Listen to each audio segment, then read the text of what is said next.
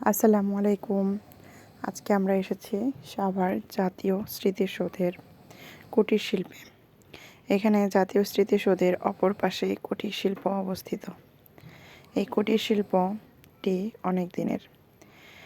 আমি প্রায় প্রতি বছরই এখানে আসি। কেউ আসলে বা বেড়াতে আসি আমরা মাঝে মাঝে। মনে হয় যাই একটু ঘুরে আসি। যাই হোক, আর যদি কোনো প্রয়োজন থাকে তখন তো আসতেই হয়। এখানে আমাদের বাসা থেকে আসতে বেশিটা সময় লাগে না। যাই হোক, আজকে আমার স্কুল ছিল। আমি স্কুলটা শেষ করেই আমার কলিগদের সাথে স্কুল থেকে বেরিয়ে পড়েছি এখানে আসার জন্য। তো এখানে এসেই আমরা প্রথমে দেখলাম গেটের বাহিরেই অনেকগুলো সুন্দর মাটির টব, যেগুলো দেখে আমাদের খুবই ভালো লেগেছে। আসলে সব কিছুই এত সুন্দর ছিল যে এগুলো দেখে যে কারোরই ভালো লাগবে, এবং আমাদেরও সেটাই হলো। যাই হোক, আমরা এগুলো দেখতে দেখতে ভিতরটাতে চলে যাব। এগুলো দেখে এবং ছবি তুলে মন ভরতেছিল না। তারপরও একটু ভিডিও নিয়ে আমাদের গন্তব্যস্থল কুটির শিল্পের দিকে চলে গেলাম। কুটির শিল্পটা আসলে বরাবরই আমি খুব পছন্দ করি। এখানে আসলে এমন জিনিস নাই যে পছন্দ হবে না। পছন্দের জিনিস এখানে থাকে, আপনি শুধু বাছাই করে নেবেন। এবং কেউ যদি শিল্প মনে হয় তাহলে সে এই শিল্পগুলোকে নেওয়ার চেষ্টা করবে। যাই হোক, বিভিন্ন ধরনের লাইটগুলো দেখে বেশ ভালো লাগছিল। আসলে মানুষের মন সবসময় একরকম থাকে না, বা মনের পরিবর্তনের জন্য কিছু জিনিস প্রয়োজন, যেগুলো মানুষের মানসিক শান্তি দান করে। এখানে আসলে আপনি একটু হলেও মানসিক শান্তি পাবেন, কারণ আমরা প্রত্যেক মানুষই মনের ভিতরে শিল্পী মনা, এবং আমাদের ভিন্ন কিছু দেখলে সেখানে আকৃষ্ট বাড়ে এবং আমরা সেটার প্রতি আকৃষ্ট হই। আর যদি আপনি একটু শিল্পমনা বেশি হয়ে থাকেন, তাহলে আপনি এখানে আসলে আপনার মনটাকে হারিয়ে ফেলবেন, সাথে সাথে আপনার ব্যাগে জমানো টাকাগুলো। আপনার মনে হবে যে এগুলো আমি কিনে নিয়ে আমার বাসায় নিয়ে যাই। আপনার কখনোই মনে হবে না যে আমার টাকা নেই, আমি নিব না। এরকমটা মনে হবে পেয়ে।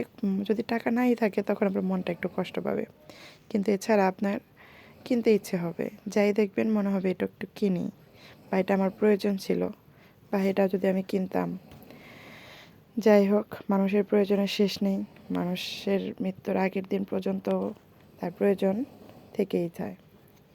যাই হোক, তবে পৃথিবীতে এমন অনেক মানুষ আছে যাদের প্রয়োজন খুবই সীমিত। এখন আমি এখানে দেখেন ছোটোবেলায় বাচ্চারা যে ছোট তৈজসপত্রগুলো ব্যবহার করে, যে খেলনা, সেগুলো অনেক সুন্দর।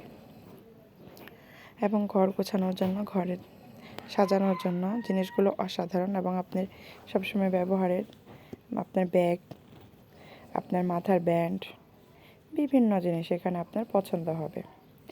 এখানকার জিনিসগুলো আসলে অনেক সুন্দর। এক আপু, সে শিল্পী, সে হাঁড়িগুলোতে বিভিন্ন নকশা করতেছে, যেগুলো দেখতে বেশ সুন্দর। তো আসলে মানুষ দেখেন কত পরিশ্রম করে। আসলে মানুষ পরিশ্রম করতে চায়। আমাদের দেশের ম্যাক্সিমাম মানুষই সুযোগ পেলে কাজ করতে চায়, কিন্তু তাদের চাহিদা অনুযায়ী কাজ পায় না, বা তারা সেরকম পারিশ্রমিক পায় না। আমরা যদি একটু মানবিক হতাম, আমাদের প্রয়োজনগুলোকে যদি একটু সীমাবদ্ধ রেখে সবার কথা চিন্তা করতাম, তাহলে হয়তো আমাদের দেশের মানুষগুলো আরেকটু ভালো থাকতে পারতো, বা আমাদের দেশটা আরেকটু এগিয়ে যেতে পারতো। আমি যদি দুই ব্র্যান্ডের জিনিস না পরে সাধারণ একটা জিনিস কিনি, তাহলে কি আমার মান-ইজ্জত চলে যাবে? চলে যাবে না।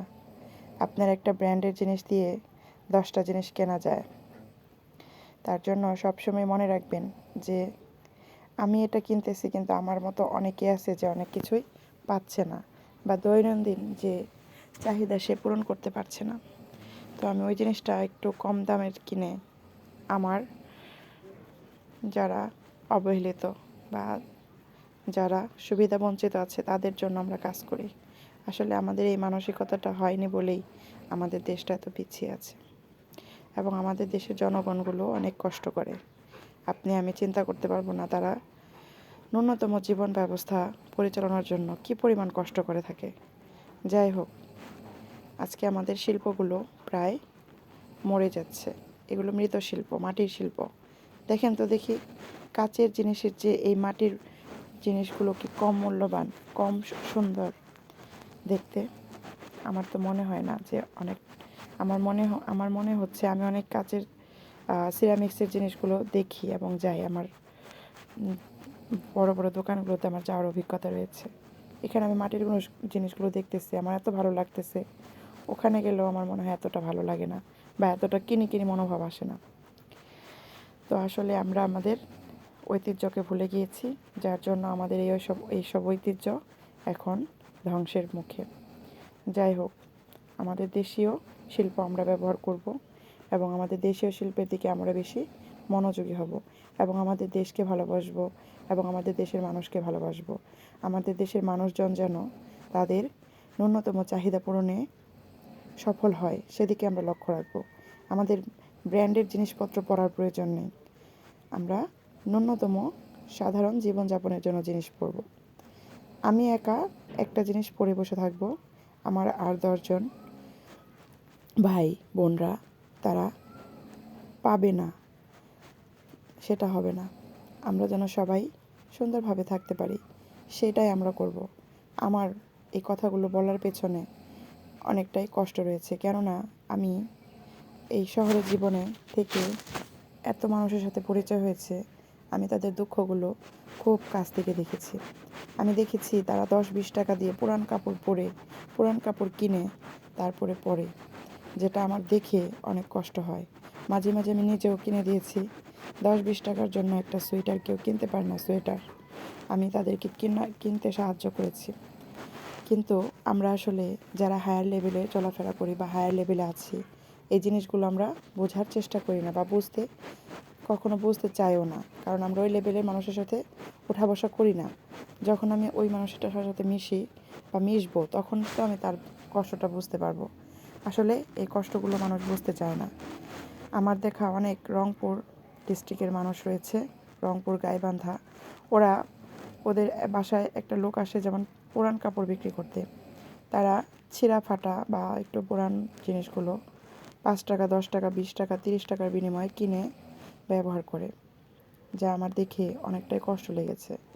যার জন্য আমি এই কথাটাই আপনাদেরকে বললাম যে আসলে ব্র্যান্ডের জিনিস ব্যবহার করার মধ্যে কোনো আপনার অহকিমা বা দাম্ভিকতা নেই। ওই দাম্ভিকতাটা শুধু আপনার ওই লেভেলের মানুষগুলাই দেখে, কিন্তু আপনার আরও যে হাজার হাজার লক্ষ লক্ষ মানুষ রয়েছে তারা দেখে না। তাই আমি বলবো আমার দেশের মানুষের জন্য আপনারা কাজ করবেন। আপনি যদি লক্ষ টাকা ইনকাম করেন, ওখান থেকে 100 টাকা আপনি গরিব দুঃখীর মাঝে তাদের জন্য রাখার ব্যবস্থা করেন, বা তারা কীভাবে আছে জীবনযাপন করতেছে সেই জিনিসটা আপনি লক্ষ্য রাখেন। তাহলে আমাদের সমাজ এবং আমাদের জীবন ব্যবস্থা সুন্দর হবে। আমরা কেন ঘরে তালা দিয়ে রাখবো এবং ঘর তালা ভেঙে চুরি হয়ে যাবে?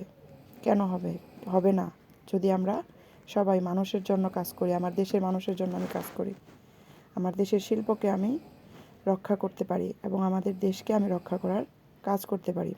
হ্যাঁ, আপনি বলতে পারেন আমি একা করলে তো হবে না।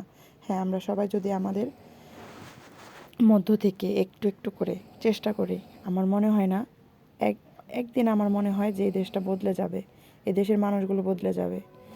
আপনি মানুষদের সাথে মিশে দেখবেন এদেশের মানুষগুলো এত কঠিন না, এরা কোমল হৃদয়ের অধিকারী। এরা অবশ্যই মাটির মতো। তাদেরকে মাটি যেমন আপনি যে কোনোভাবে ভেঙে পানি দিয়ে গুলিয়ে যে কোনো শেপ দিতে পারেন, ঠিক সেরকম এই দেশের মানুষগুলো ঠিক সেরকম। আপনি তাদেরকে ভালোবাসেন, সে না খাইয়ে আপনাকে খাওয়াবে, এরকম মানুষও রয়েছে। শুধু আমাদের দেখার ভুল এবং আমাদের খোঁজার ভুল, এবং আমরা মানুষকে ভালোবাসি না, আমরা শুধু নিজের কথাই চিন্তা করি। আসলে এক জীবনে মানুষের চলার জন্য আহামরি সম্পদের প্রয়োজন হয় না। আপনি সম্পদ রেখে যাবেন, আপনার ছেলে মেয়ে ভোগ করবে, তারপরের প্রজন্ম ভোগ করবে, তারপরের প্রজন্ম ভোগ করবে।